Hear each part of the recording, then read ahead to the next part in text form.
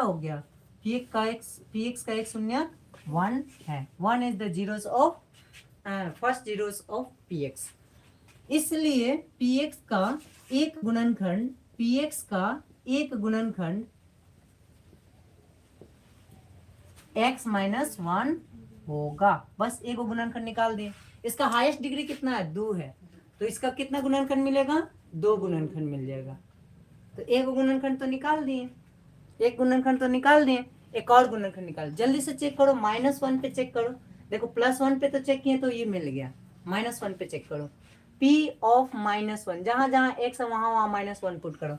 X square यानी -1 का square, minus का 9 इंटू -1 और प्लस का 8 होगा। -1 का स्क्वायर 1 प्लस का -9 इंटू -1 प्लस का 9 और प्लस का 8 मारेंगे ना, तो ये कहाँ से जीरो आ रहा है गधा? 9 9 18 आ रहा है। ठीक है, कितना आ रहा है? 18 आ रहा है। अब 18 आ रहा है तो जीरो नहीं आ रहा है, तो इसको छोड़ देना है। अब दिमाग में ये क्वेश्चन आएगा कि सर सब कुछ चेक करेंगे तो बहुत सारा पेज लगेगा, तो कुछ मन में भी कैलकुलेट कर सकते हो लोग। जैसे यहाँ पे 2 देखो, 2 का स्क्वायर 4, 9 दूनी 18, माइनस का 18, 4 और 8 12, 12 माइनस 18 नहीं हो रहा है जीरो, -2 रख के, ठीक है 8 पर आ रहा है। ठीक है, तो ऐसे ही सब कुछ चेक करेंगे, एक एक करके सब कुछ चेक करेंगे।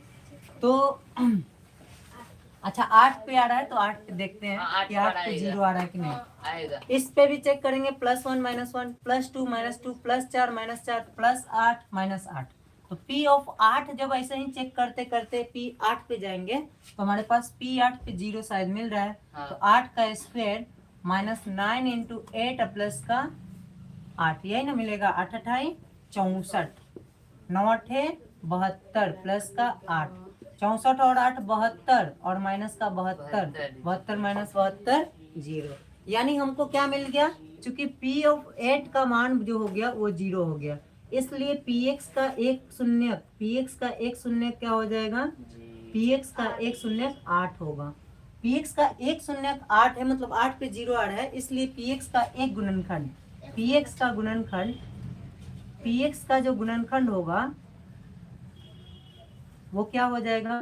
Px का गुणनखंड x माइनस 8 होगा। P ऑफ समझ। चलिए यहाँ पे ऐसे ही एक और क्वेश्चन पावर 3 वाला करके दिखाओ लोग, उसका गुणनखंड निकाल कर दिखाओ जल्दी से। देखो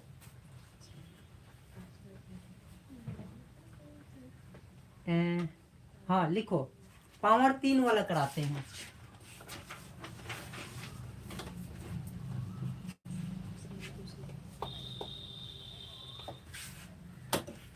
x³ + 6x² प्लस का 11x प्लस का 6, इसका फैक्टर निकालो जल्दी से। यहाँ पे देखो, यहाँ पे सबसे हाईएस्ट पावर जो है उस कितना है? 3 है। इसका गुणांक कितना है? 1 है। काम बन गया। देखो पहले देखो बोर्ड पे आए बोर्ड पे देखो, यहाँ पे 1 हो गया, ठीक है। और सभी यहाँ पे अचर पद क्या दिख रहा है? 6। अचर पद क्या दिख रहा है? 6।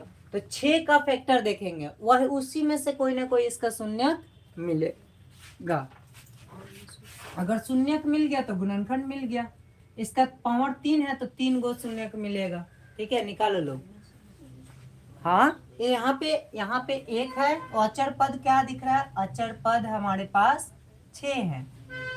और 6 का फैक्टर क्या क्या होंगे? ठीक है, फैक्टर इसका जो होंगे वो क्या क्या होंगे? 6 का एक तो प्लस माइनस 1 सभी नंबर्स का फैक्टर होता है। 1 is factor of every number.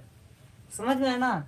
+-1, 2 +-2 +-3 और +-6, एक एक करके चेक करेंगे। -1 पे आ रहा है, बस एक मिल गया। चलो चेक कर लो जल्दी से, एक एक करके हम लोग इसमें चेक करेंगे।